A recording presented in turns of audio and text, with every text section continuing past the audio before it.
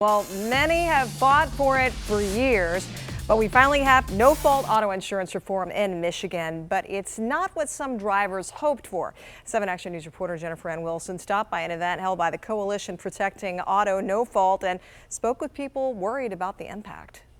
The cost for personal injury protection has gone down, which means the requirements have too. And experts say that means that the liability costs are going to go up. And at the end of the day, your bill might end up looking the same. Plus, experts I spoke with today say they fear the unintended consequences of this new legislation.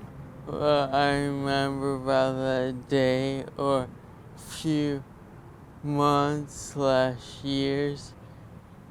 Whole lot nada. David Santamont was T-boned while driving to a friend's house 16 years ago. David has no memory of that first year. He was in a 3-month coma with 5 months in the hospital. After a year, he was barely walking or talking, and at that time they told you that's what you were going to have after a year. Well, he's totally proven them wrong. With Michigan's existing no-fault insurance requirements, David has been able to have round-the-clock care at home and continued therapy. He actually has gotten a job now with the Lansing Lugnuts scanning tickets. With the new legislation passed in Lansing, that in-home care will be capped, and therapy may not be as well covered long-term.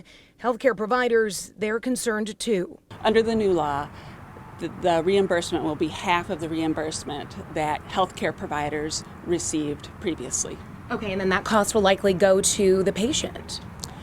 It's not clear where the additional cost would go. It may just be that providers are reimbursed less than the cost of care, and you can imagine that providers are wondering how they're supposed to stay in business. There was a variety of people at this event today, from lawyers to healthcare providers to people who have survived horrific accidents, but there was one key missing component. There was nobody from an insurance company there, and that is the big question mark. In some ways, we won't know the ultimate impact until the insurance companies speak up and let us know how they plan to move forward.